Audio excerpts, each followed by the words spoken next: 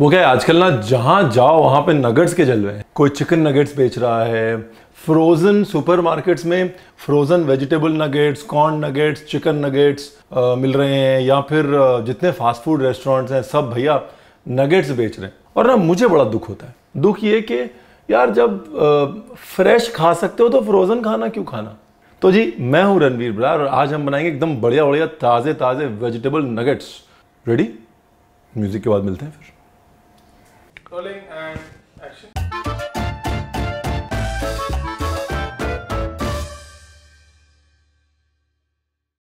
Vegetable nuggets बनाने के लिए आपको चाहिए वेजिटेबल्स। करना होता है मेरे को। तो जी कोई भी वेजिटेबल यूज़ कर सकते हैं आप। ऐसा नहीं है कि ये वेजिटेबल यूज़ करनी है, ये नहीं करनी है, वो नहीं करनी है। बस वेजिटेबल में ज़्यादा पानी नहीं होना चाहिए।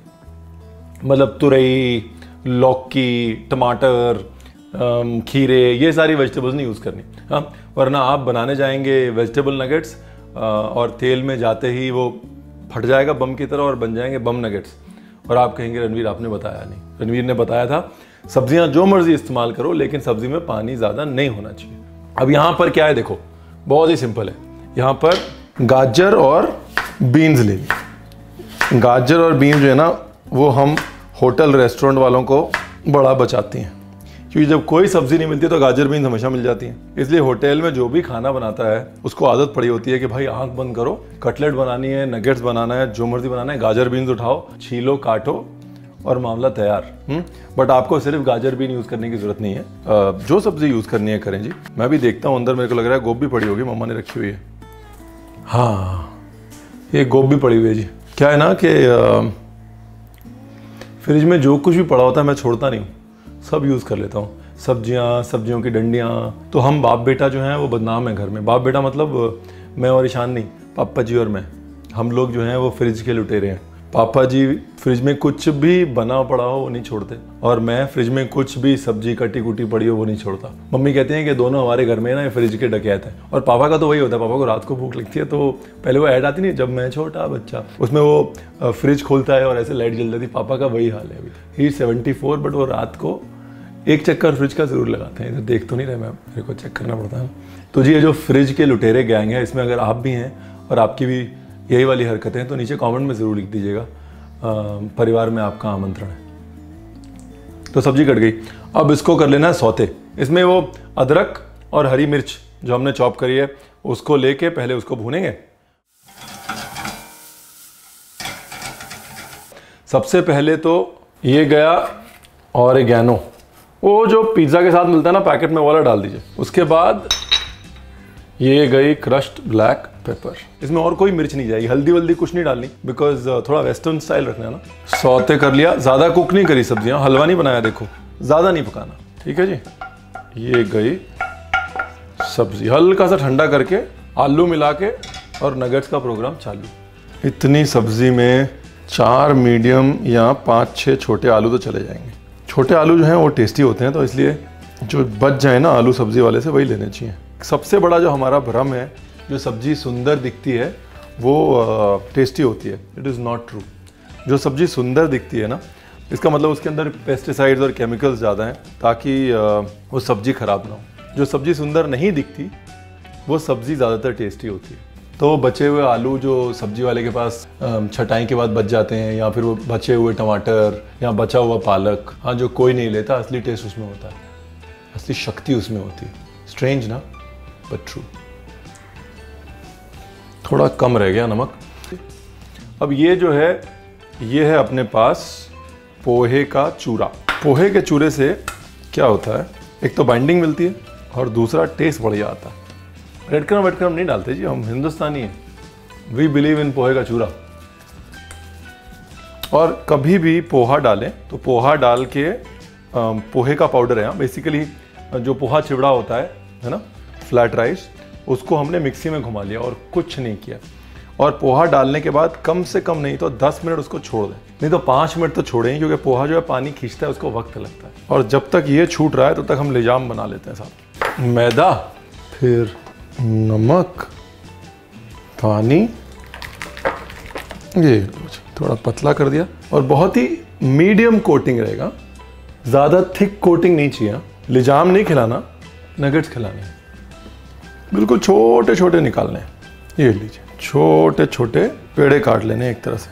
अभी वैसे तो नगेट्स की कोई शेप नहीं होती, उसको ऐसे रफली ही रखा जाता है, लेकिन हम उसको टेढ़ा मेढ़ा बाद में कर देंगे, पहले गोल करते हैं। रफली गोले बनाए, लिजाम में डाल दिए। अभी एक हाथ साफ और एक हाथ गंदा।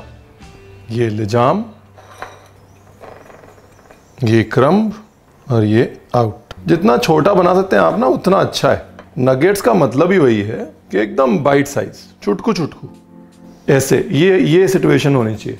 एक हाथ लिजाम का और एक हाथ पोहा का। लिजाम वाला हाथ पोहे में नहीं और पोहे वाला हाथ लिजाम में नहीं।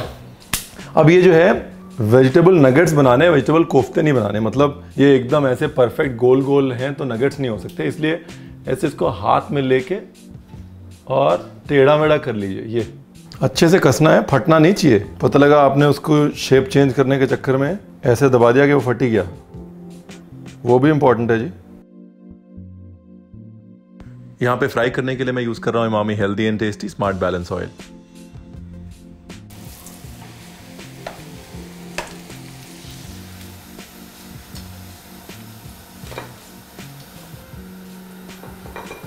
तो कलर पोहे की वजह से हल्का सा ये चकत्तेदार सफेद आएगा, उसकी टेंशन मत लें। पोहा जो वैसे भी पका होता है और पक गया है, और पोहे से जो क्रिस्पीनेस आएगी ना, उसका कोई मुकाबला नहीं। तो ये जो छोटे छोटे वाइट वाइट स्पेक्स हैं, ये एक्चुअली टेस्टी हैं। हेलो जी, इसको फ्राई करते रहना है, करते रहना है, करते रहना है, जब तक ये क्रिप्सी करारे ना हो जाए। If there is no crispy करारा, there is no point. Crispy करारा is the whole point. Gas करो जी बंद, और आनंद ही आनंद। आज मैचिंग होगी फिर से। तो बाहर से एकदम क्रिप्सी क्रिप्सी, और अंदर से एकदम चंकी चंकी, क्रिप्सी एंड चंकी। ओहो ओहो, चीज़ डाल सकते हैं इसके अंदर। मेरा आइडिया ये था कि देखो फ्लेवर जितने प्लेन रहे हैं अच्छे हैं, पर अगर कॉर्न डाल रहे हैं तो चीज़ डाल दीजिए। कैप्सिकम मत डालिए, पानी ज़्यादा होता है उसमें। And the walnuts. अखरोट कैसे भूल गए थे? अखरोट ने अपने आप याद दिला दिया कि भैया मैं भी हूं। तो ये नगेट्स भले विदेशी हों, लेकिन इसके साथ में जो चटनी है ना, वो बड़ी कड़क देसी है। हालांकि इसमें मेयोनेज़ है, लेकिन उसमें देसी तड़का लगाया है। तो तड़का मेयोनेज़ बनाने के लिए हमको चाहिए मेयोनेज़ और तड़का, और क्या खूबसूरत चटनी है सर। शुरू करें भाई। तड़के के लिए ये राई, थोड़ा सा जीरा, बस। कड़ी पत्ते को ऐसे टीयर करते हैं और हल्का सा नमक डाल देते हैं, तो उसका फ्लेवर बहुत बढ़ जाता है। ये तड़के वाला जो फार्मूला है ना, ये कहीं भी यूज़ कर सकते हैं। ये बेसिकली किसी भी चीज़ को देसीफाई करने में काम आ सकता है, चाहे वो मेयोनेज़ हो या केचप हो या कुछ भी हो। कुछ भी विदेशी डिप या सॉस लें, उसमें अपना तड़का डाल दें और बोलें ये हमारा तड़का मेयोनेज़ है, ये हमारा तड़का केचप है। देखिए इतना अच्छा फॉर्मूला आपको दे दिया, वरना आप वही बोरिंग सा मेयोनेज़, वही बोरिंग सा केचप यूज़ करते रहेंगे। लोग आएंगे बोलेंगे केचप, और आप कहेंगे रणवीर आपने बताया नहीं। रणवीर ने बताया था। केचप और तड़का केचप में सिर्फ थोड़ा सा सोच का फ़र्क है। एंड गैस बंद करने के बाद हल्दी, और ये थोड़ी मिर्ची। लो जी, अब जो है तड़का भी पूरा रेडी हो गया और पैन भी पूरा गंदा हो गया। मेरे को बर्तन धोने में बड़े मजे आते हैं, सो आई डोंट माइंड। अब ये मेयोनेज़, इसको डाला एक बोल में।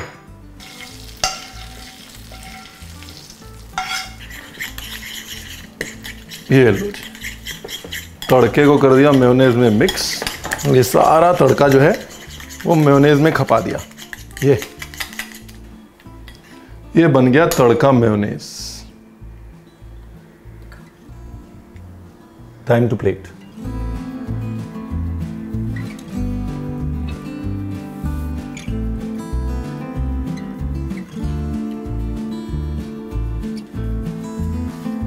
तो जी एक तरफ वो फ्रोज़न नगेट्स जो आप सुपरमार्केट से लेके आते हैं या फिर वो फास्ट फूड रेस्टोरेंट्स में खाते हैं, और दूसरी तरफ ये सेहत से भरे हुए घर के बने हुए खूबसूरत क्रिप्सी करारे नगेट्स।